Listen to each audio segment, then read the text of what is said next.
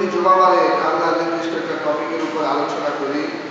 প্রতি জুমাবারের ন্যায় এ সপ্তাহে আমরা একটা গুরুত্বপূর্ণ টপিক নির্ধারণ করেছি, যেটা আমাদের জানা অত্যন্ত আবশ্যক। প্রত্যেক জিনিসের একটা আদব রয়েছে, যে জিনিস সম্মানিত সেই জিনিসের আদবও রয়েছে। যেহেতু আল্লাহ তাআলার বাইতুল্লাহ মসজিদ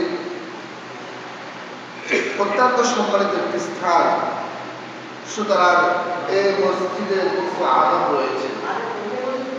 সুতরাং আদবগুলো রক্ষা করার দায়িত্ব হচ্ছে যারা এই মসজিদকে আবাদ করবে, যারা এই মসজিদের মুসল্লি হবে, যারা এই মসজিদের মধ্যে সালাত কায়েম করবে, তারাই ওই আদবগুলো রক্ষা করবে। যদি মুসল্লিরা কেরাম যদি মসজিদের ওই আদবগুলো রক্ষা করতে না পারে, তাহলে মসজিদের যে সৌন্দর্য সেটা অচিরেই হারিয়ে যাবে। সুতরাং আমরা আজকে কথা বলবো পবিত্র কোরআন এবং সুন্নাহর আলোকে মসজিদের যে আদব রয়েছে ওই আদবগুলো সম্পর্কে আমরা কথা বলার চেষ্টা করব। আল্লাহ তাআলা যেন আমাকে কিছু কথা বলার তৌফিক দান করেন। ওয়া মা তাওফীকি ইল্লা বিল্লাহ। মুআজ্জিজ মুহতারাম মুসল্লিরা কিরাম, আমরা যদি কোনো একজন গুণীজনের কাছে যাই, মনে করেন একজন চেয়ারম্যান, একজন ইউনিয়ন অফিসার অথবা মন্ত্রিত্ব যারা পালন করে, কোনো যদি আমরা মেম্বার অফ দ্য পার্লামেন্টের কাছে যাই, অথবা রাষ্ট্রের একদম সর্বশ্রেষ্ঠ ব্যক্তি রাষ্ট্রপতির আমরা যদি বঙ্গভবনে যাই, সরকারের প্রধান যিনি প্রধানমন্ত্রী আমরা যদি তার বাসভবন গণভবনে যাই, তাহলে আমরা কত সতর্কতার সাথে, কত নমনীয়তার সাথে, কত বিনয়ের সাথে আমরা সেখানে প্রবেশ করি এবং সেখানে কত ছোট হয়ে কথা বলি, কত আদব রক্ষা করি। কিন্তু এই পৃথিবীর জমিনের মধ্যে সর্বশ্রেষ্ঠ ঘর হচ্ছে মসজিদ। আমরা মসজিদে আসতেছি আল্লাহ তাআলার ইবাদত করার জন্য, আল্লাহ তাআলার দরবারে হাজির দেওয়ার জন্য। হাদিস শরীফে এসেছে, যখন তুমি ইবাদত করবে তখন তোমাকে মনে করতে হবে যে তুমি আল্লাহ তাআলাকে দেখতেছো। আনতা আবুদাল্লাহ কাআন্নাকা তারাহ ফাইন লাম তাকুন তারাহু ফাইন্নাহু ইয়ারাক। যদি মনে করো তুমি আল্লাহ তাআলাকে দেখতেছো না, তাহলে মনে রাখতে হবে তুমি যে ইবাদত বন্দেগী করতেছো তোমার প্রভু তোমাকে দেখতেছে। সুতরাং আল্লাহ তাআলার দরবারে এসে কোন রকমের হট্টগোল সৃষ্টি করা, বেয়াদবি করা,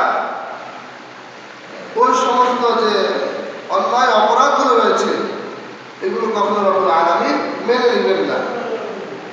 দুনিয়ার জমি আমরা যদি এত আদবের খেয়াল করি, একজন প্রিন্সিপাল একজন সুপারের দরবারে যেতে আমরা কত ছোট হয়ে কত নমনীয়তার সাথে তার দরবারে যাই, তার সাথে বিনয়ের সাথে আদবের সাথে কথা বলি। অথচ পৃথিবীর শ্রেষ্ঠতম ঘর মসজিদে এসে আল্লাহ তাআলার দরবারে হাজিরা দিতে এসে আমরা আদবগুলো রক্ষা করি না। আমাদেরকে আদবগুলো রক্ষা করা অত্যন্ত জরুরি। মুসলমান হিসেবে মসজিদের সাথে সম্পর্ক আমাদের অত্যন্ত নিবিড়। কাল কিয়ামতের ময়দানে আল্লাহ তাআলার আরশের ছায়া ব্যতীত যখন আর কোনো ছায়া থাকবে না, হাসরের ময়দানে মানুষগুলো হাহাকার করবে একটুখানি ছায়া পাওয়ার জন্য। সেখানে 7 শ্রেণীর ব্যক্তি রয়েছে। 7 শ্রেণীর ব্যক্তিকে রব্বুল আলামিন আল্লাহ তাআলার আরশের ছায়া দিবে। সুবহানাল্লাহ। তার মধ্যে অন্যতম একটা ব্যক্তি আছে, যে ব্যক্তি সারাক্ষণ মসজিদের সাথে তার অন্তরটাকে সম্পৃক্ত করে রাখে। সুবহানাল্লাহ। রাজুলুন মুআল্লাকুন বিল মাসাজিদ, মসজিদের মধ্যে মসজিদের সাথে তার অন্তরটা সব সময় লেগেই থাকে। আজানের কখন সময় হবে, মুয়াজ্জিন কখন আজান দিবে, কখন মসজিদে যাব, কখন নামাজ আদায় করব, সারাক্ষণ শুধু মসজিদকে নিয়ে চিন্তা ভাবনা করে। আল্লাহ পাক রব্বুল আলামিন 7 শ্রেণীর মধ্যে এই শ্রেণীর ব্যক্তিকেও সেদিন আরশের নিচে ছায়া লাভ করবে। সুবহানাল্লাহ। আমাদেরকে প্রতিদিন 5 ওয়াক্ত সালাত আদায় করতে হয়। 5 ওয়াক্ত সালাতের জন্য মুমিন মুসলমান প্রত্যেক বালিগ পুরুষের জন্য মসজিদের উদ্দেশ্যে বাড়ি থেকে বের হতে হয়, মসজিদে আসতে হয়। সুতরাং মসজিদ একটা গুরুত্বপূর্ণ স্থান।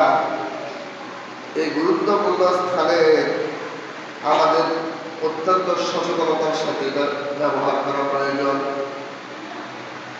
পবিত্র কালামুল্লাহ শরীফের সূরা তাওবার 18 নং আয়াতে রব্বুল আলামিন ইরশাদ করে বলেন, ইন্নামা ইয়া'মুরু মাসাজিদাল্লাহি মান আমানা বিল্লাহি ওয়াল ইয়াউমিল আখির ওয়া আকামাস সালাতা ওয়া আতাজ যাকাতা ওয়া লাম ইয়াখশা ইল্লাল্লাহ ফাআসা উলাইকা আন ইয়াকুনু মিনাল মুহতাদিন। রব্বুল আলামিন বলেন, ইন্নামা ইয়া'মুরু মাসাজিদাল্লাহ, নিশ্চয় মসজিদকে আবাদ করবে তো তারাই, মসজিদের মুসল্লি তো হবে তারাই, মান আমানা বিল্লাহ, যারা আল্লাহ তাআলাকে বিশ্বাস করে, আল্লাহ তাআলার প্রতি ঈমান আনয়ন করে, ওয়াল ইয়াউমিল আখির, দুনিয়ার পরবর্তী সময় আরো একটি কাল আছে, পরকাল আখিরাত, যারা আল্লাহ এবং আখিরাতের প্রতি বিশ্বাস স্থাপন করে, আল্লাহ এবং আখিরাতের প্রতি ঈমান আনে, ওয়া আকামাস সালাত, সালাত প্রতিষ্ঠা করে, সালাত কায়েম করে, ওয়া আতাজ যাকাত, যাকাত ফরজ হয়েছে যাকাত আদায় করে, ওয়া লাম ইয়াখশা ইল্লাল্লাহ, যারা আল্লাহ তাআলা ব্যতীত আর অন্য কাউকে ভয় করে না, সুতরাং তারাই হবে ওই মসজিদের আবাদকারী। সুবহানাল্লাহ। ফাআসা উলাইকা আন ইয়াকুনু মিনাল মুহতাদিন, যারা আল্লাহকে বিশ্বাস করবে, আখিরাতকে বিশ্বাস করবে, নামাজ প্রতিষ্ঠা করবে, যাকাত আদায় করবে, আল্লাহ ছাড়া দ্বিতীয় আর কাউকে ভয় করবে না, আল্লাহ তাআলা বলেন, অতএব আশা করা যায় অচিরেই উলাইকা আন ইয়াকুনু মিনাল মুহতাদিন, আল্লাহ তাআলা যাদেরকে হেদায়েত প্রাপ্ত করেছেন, যাদেরকে সৎপথ প্রাপ্ত করেছেন, তাদেরকেও তাদের সাথে অন্তর্ভুক্ত করা হবে। সুবহানাল্লাহ। সুতরাং মসজিদের আবাদকারী তারাই হবে, প্রকৃত মুসলিম তারাই হবে, যারা আল্লাহ এবং আখিরাতকে বিশ্বাস করে, সালাত আদায় করে, যাকাত আদায় করে, আল্লাহ ছাড়া আর কাউকে ভয় পায় না, দিন শেষে সফলকামী হবে তারাই, তারাই হেদায়েত প্রাপ্ত হবে, তারাই মুহতাদিনদের অন্তর্ভুক্ত হবে, তারাই মুহসিনিনদের অন্তর্ভুক্ত হবে, তারাই সৎপথপ্রাপ্তদের অন্তর্ভুক্ত হবে। সুতরাং আল্লাহ তাআলার নিকট মসজিদ হচ্ছে সর্বাধিক প্রিয় স্থান।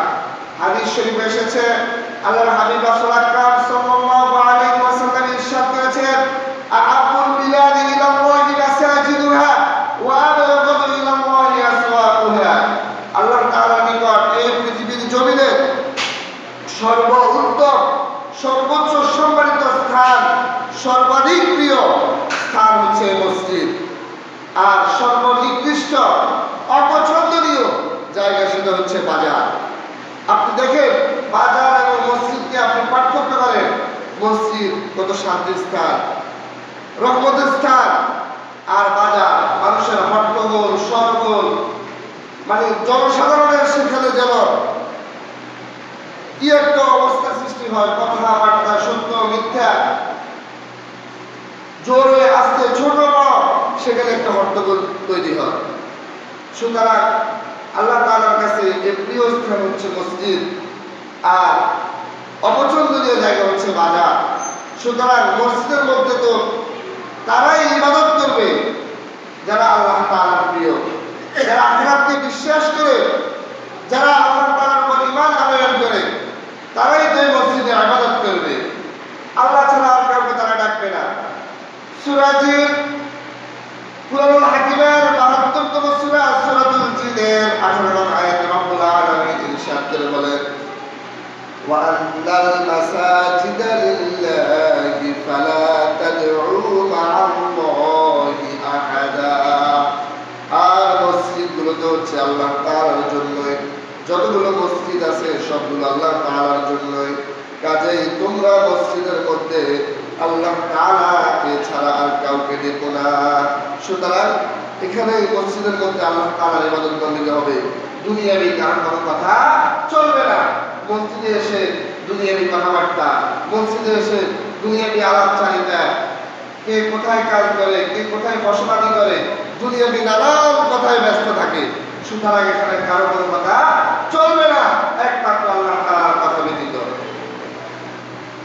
এখানে অধিকাংশ ইসলামী বিশেষজ্ঞ মুফাসসির কেরামগণ বলেছেন, মসজিদকে আল্লাহর ঘর বলতে আল্লাহ তাআলা মসজিদের পবিত্রতাকে বুঝিয়েছেন, গুরুত্বকে বুঝিয়েছেন।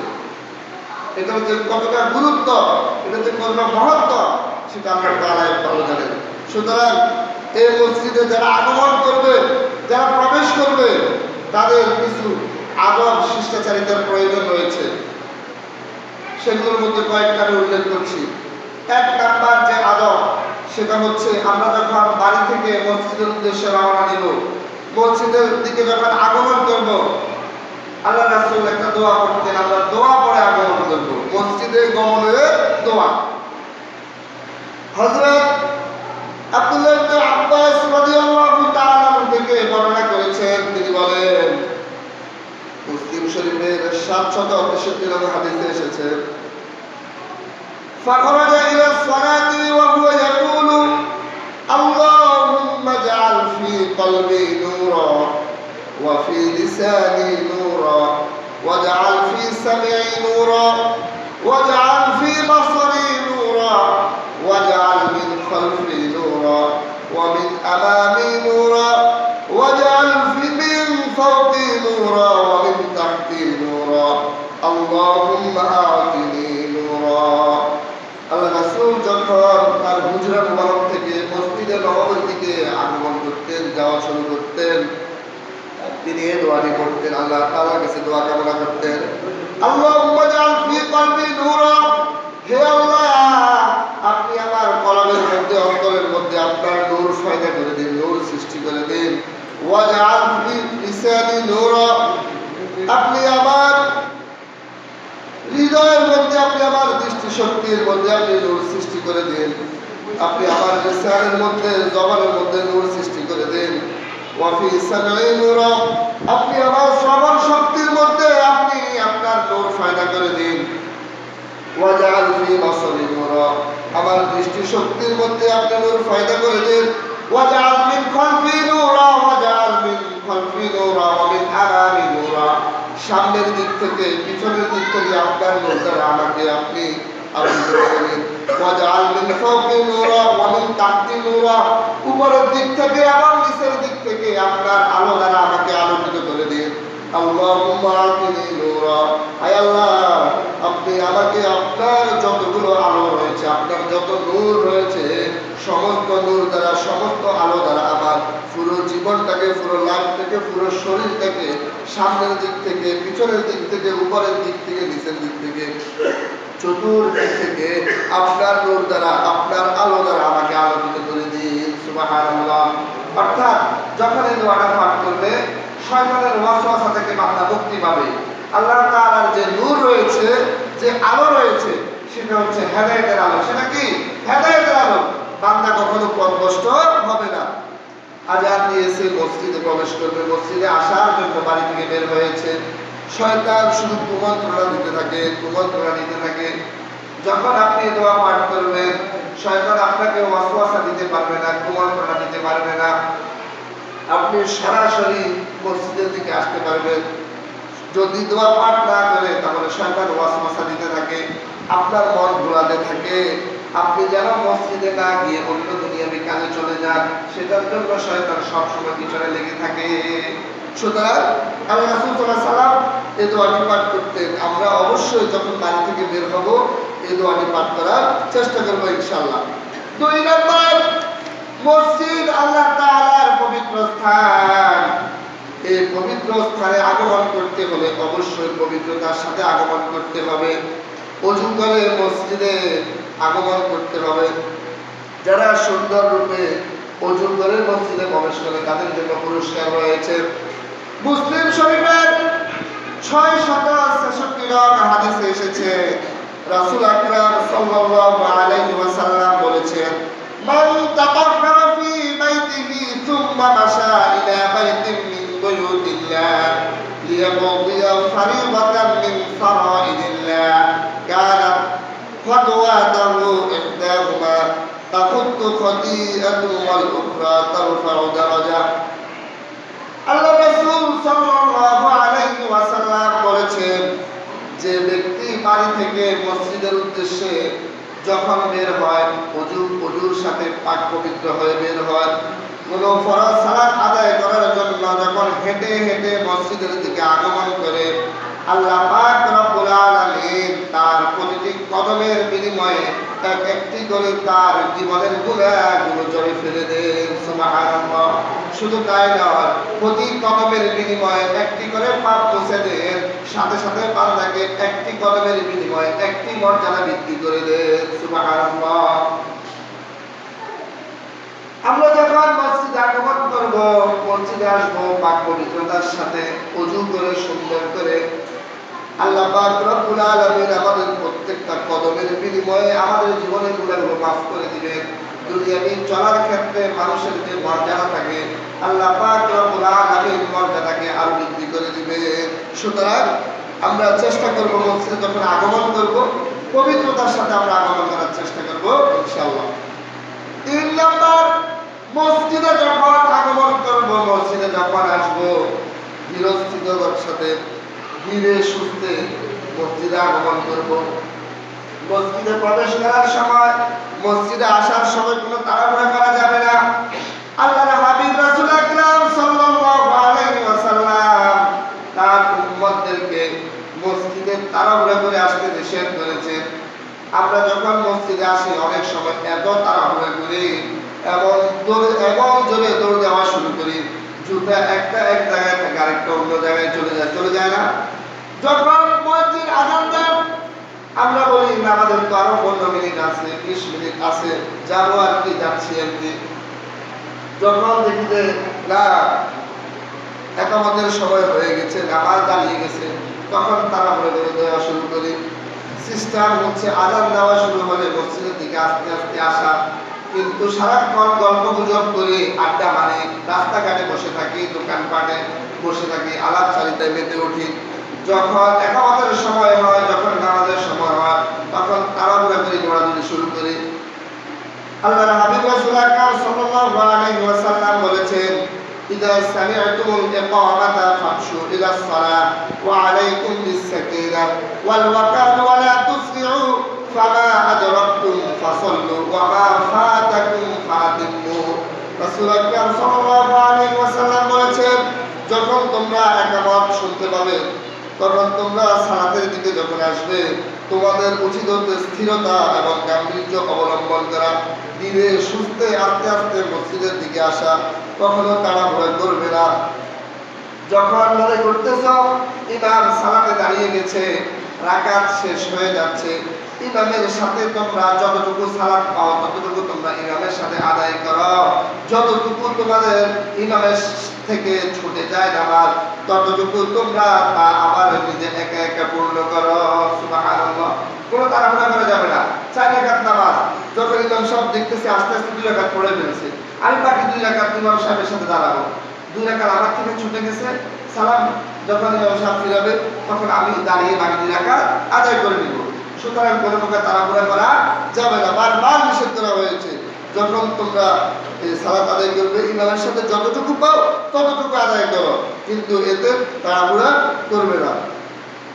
হাসান রাহমাতুল্লাহি আলাইহি হতে বর্ণিত, আবু বকর রাদিয়াল্লাহু তাআলা আনহু বর্ণনা করেছেন, আন্নাহু দাখালাল মাসজিদ ওয়া নাবিয়ুল্লাহি সাল্লাল্লাহু আলাইহি ওয়াসাল্লাম রাকিউন قال فركعت دون الصف فقال النبي صلى الله عليه وسلم زادك الله حرصا ولا تعد। একদিন আল্লাহর নবী মসজিদে নববীতে সালাত আদায় করতেছেন, যখন তিনি রুকুতে গেলেন, রুকুতে থাকাকালীন অবস্থায় এক ব্যক্তি, এক সাহাবী মসজিদে প্রবেশ করলেন। এরপরে তিনি কাতারে এখনো না পৌঁছতে তিনি রুকুতে চলে গেলেন।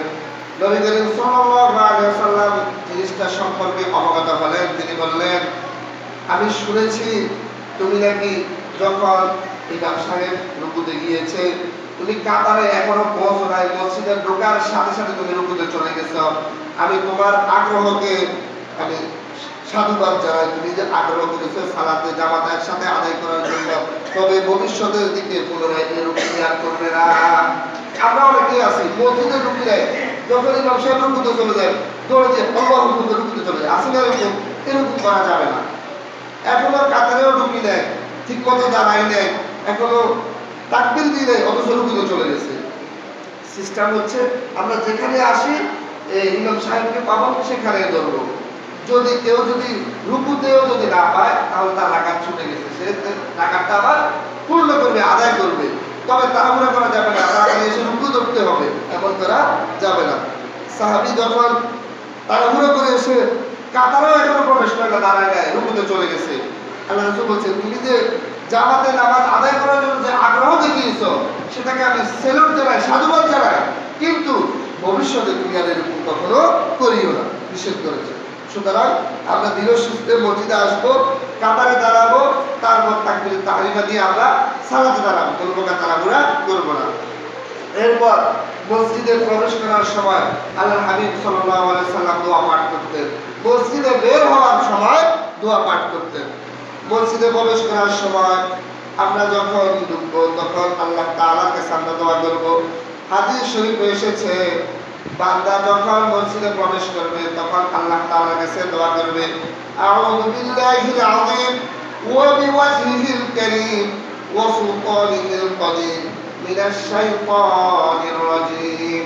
বান্দা যখন এই দোয়াটা আল্লাহ তাআলার কাছে পাঠ করবে, আল্লাহ তাআলার কাছে পাঠ করার কারণে শয়তান ওই দিন আল্লাহ তাআলার কাছে সারাদিন আফসোস করতে থাকে। শয়তান বলতে থাকে, হায় আফসোস, হায় আফসোস, আজকের দিনে আমি তোকে হারাইলাম, তোকে আমি কোনো প্রকার ওয়াসওয়াসা দিতে পারবো না, কুমন্ত্রণা দিতে পারবো না, খারাপ কাজের দিকে নিতে পারবো না। এই দোয়াটা যে তুই পাঠ করলি সারাদিনের জন্য